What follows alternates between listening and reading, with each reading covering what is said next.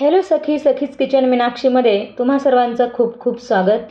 आज मी मूग डाळीची खुसखुशीत आणि चटपटीत कचोरी कशी बनवायची ते दाखवणार आहे। रेसिपी पूर्ण पहा आणि आपल्या चॅनलमध्ये तुम्ही नवीन आलेले असाल तर लाईक, शेअर आणि सबस्क्राईब करायला अजिबात विसरू नका। मूग डाळीची कचोरी बनवण्यासाठी 1 वाटी मुगाची डाळ स्वच्छ धुवून 4 तास भिजवून घेतलेली आहे। आता यातलं सगळं पाणी काढून टाकायचं आणि मिक्सरचे बटन चालू बंद करत अर्धवट वाटून घ्यायचे आहे। म्हणजे काहीशी बारीक तर काहीशी जाड अशी डाळ आपल्याला कचोरीसाठी हवी आहे। चटपटीत कचोरीसाठी हे सगळं साहित्य मी एकाच ताटामध्ये काढून घेतलेलं आहे। त्यामध्ये 1 चमचा धणे अर्धवट चुरडून घेतलेले आहेत। राई, अर्धा चमचा जिरे, अर्धा चमचा बडीशेप घेतली, 1 छोटा चमचा साधं मीठ आणि 1 छोटा चमचा काळं मीठ घेतलेलं आहे। थोडीशी हळद घेतली,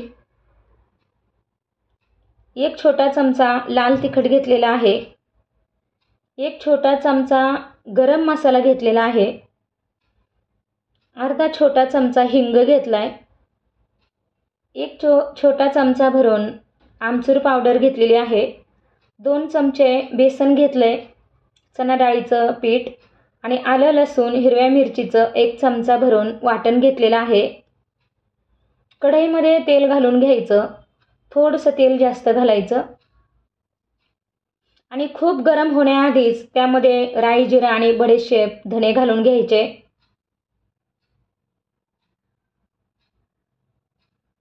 आणि गॅस मंद करून परतून घ्यायचा आहे।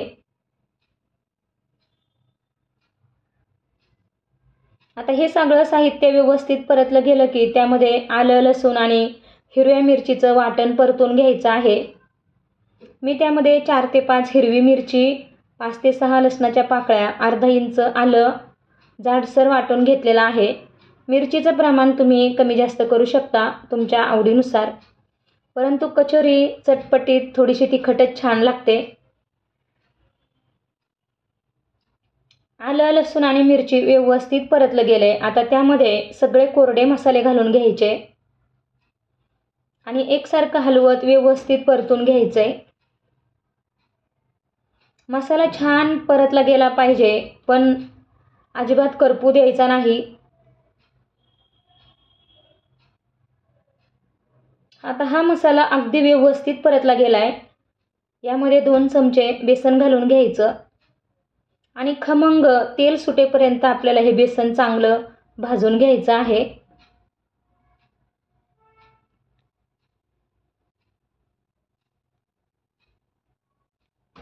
मसाला छान परतला गेलेला आहे आणि तेल सुद्धा त्याला सुटलेलं आहे, म्हणजेच आपलं बेसन सुद्धा खमंग भाजून झाले। आता यामध्ये डाळ घालून घ्यायची आहे वाटलेली आणि डाळ बारीक न करता जाडसरच ठेवायची आहे, म्हणजे अर्धवट किंवा अख्खी डाळ त्यामध्ये दिसली पाहिजे अशा पद्धतीनेच वाटण करून घ्यायचं। सुरुवातीला हे मिश्रण भाजायला जड जातं आणि तळाला चिटकू पण शकतं, म्हणून एकसारखं हलवत राहायचं आहे, खालीवर करत राहायचं आणि तळाशी अजिबात लागू द्यायचं नाही याची काळजी घ्यायची। आणि जसजसं भाजत जातं तसतसं ते हलकं होत जातं आणि मग भाजायलाही सोपं पडतं। हे सारण बनवायला थोडासा वेळ लागतो, पण डाळ चांगली फ्राय झाली पाहिजे, तिचा कच्चटपणा गेला पाहिजे आणि शिवाय खमंग आणि चटपटीत चव सुद्धा टिकून राहिली पाहिजे, म्हणून भाजताना काळजी घ्यायची।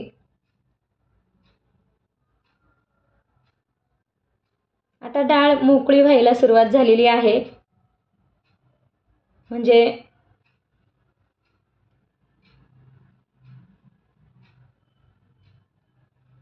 थोडीशी कोरडी झाली। आता यामध्ये अगदी थोडंसं आपल्याला तेल घालून घ्यायचंय पुन्हा एकदा,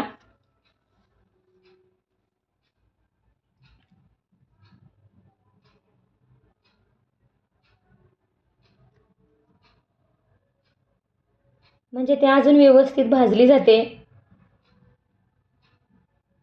आता यामध्ये थोडीशी साखर घालायची आहे, अर्धा ते पाऊण चमचा, आणि मला आंबटपणा कमी वाटला, म्हणून मी अजून थोडीशी आमचूर पावडर घालून घेतली आणि पाव टीस्पून मिरपूडसुद्धा घातलेली आहे. आमचूर पावडर न घालता चाट मसाला वापरला तरी चालतो. आता हा मसाला आपला इथे व्यवस्थित तयार झालेला आहे कचोरीसाठी. म्हणजे आंबट, गोड आणि तिखट चवीचा, चटपटीत असा. आणि थोडासा तिखट ठेवायचा म्हणजे कचोरी छान लागते. कचोरीसाठीचा परफेक्ट असा मसाला तयार झालेला आहे. आता कचोरीसाठीच्या आवरणाची तयारी करायची आहे. त्यासाठी इथे मी 2 वाटी मैदा घेतलेला आहे अंदाजे. त्यामध्ये 2 चमचे तूप घालून घ्यायचं. तूप मैद्याला चांगलं चोळून घ्यायचं आहे, मुटका झाला पाहिजे. म्हणजे मैद्याच्या प्रत्येक कणाला व्यवस्थित तूप लागलं पाहिजे. वाटल्यास अजून 1 चमचा तूप वाढवलं तरी चालेल. ओवा क्रश करून घालायचा आहे थोडासा आणि चवीपुरतं मीठ घालून घ्यायचं आणि व्यवस्थित मैद्यामध्ये मिसळून घ्यायचं आहे. साध्या पाण्याने मैदा चांगला मऊसूत मळून घ्यायचा आहे. खूप घट्ट नाही मळायचं. कचोरी जास्त वेळ कडक राहावी असं जर तुम्हाला वाटत असेल तर त्यामध्ये 2 वाटी मैद्यासाठी 2 चमचे बारीक रवा घालायचा. पीठ व्यवस्थित मळून झालेलं आहे. पुन्हा 5 मिनिटं चांगलं मळून घ्यायचं आणि कचोरी खुसखुशीत होण्यासाठी काही वेळ हे पीठ ताटात किंवा स्वच्छ वट्यावर कुटून घ्यायचं. अशा पद्धतीने पुन्हा व्यवस्थित आपल्याला ते मळून 15 ते 20 मिनिटे तरी झाकून ठेवायचं आहे. लगेच कचोरे करायला घ्यायच्या नाहीत. आता पीठ आपलं व्यवस्थित कुटून झालेलं आहे, चांगलं मळून झाले. आता यावर झाकण ठेवायचे. 15 ते 20 मिनिटे झालेली आहेत. 1 मिनिट पुन्हा पीठ चांगलं मळून घ्यायचं आणि नंतरच आपल्याला कचोरी बनवायला घ्यायची आहे. पुरीसाठी जसं पीठ घेतो त्यापेक्षा थोडंसं पीठ जास्त घ्यायचं आणि असा एक गोळा घ्यायचा आणि अंगठ्याच्या साहाय्याने वाटी तयार करून घ्यायची आहे. खूप जाडही नाही किंवा खूप पातळही नाही करायची, अशा पद्धतीने करून घ्यायची. आणि आता यामध्ये जितकं सारण बसेल तितकं घालून घ्यायचं आहे. दाबून घ्यायचं आणि अशा पद्धतीने व्यवस्थित तोंड बंद करायचं आहे. असं केल्याने पीठ असं वरती येतं आणि तोंड बंद करून क्रॅक जाणार नाही. अशा पद्धतीने थोडंसं प्रेस करायचं आहे म्हणजे मसाला आतमध्ये पसरला जातो. अशाच प्रकारे आपण अजून काही कचोरी बनवून बघणार आहोत. कचोरीवर मी नंतर अगदी थोडंसं लाटणं सुद्धा फिरवून घेणार आहे.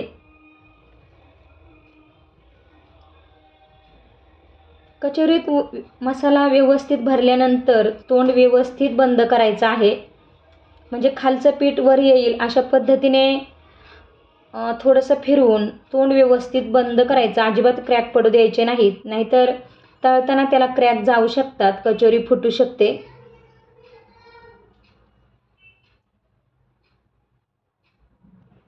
आता माझ्या कचोऱ्या बनवून झालेल्या आहेत. यावर थोडंसं लाटणं फिरवून घेणार आहे.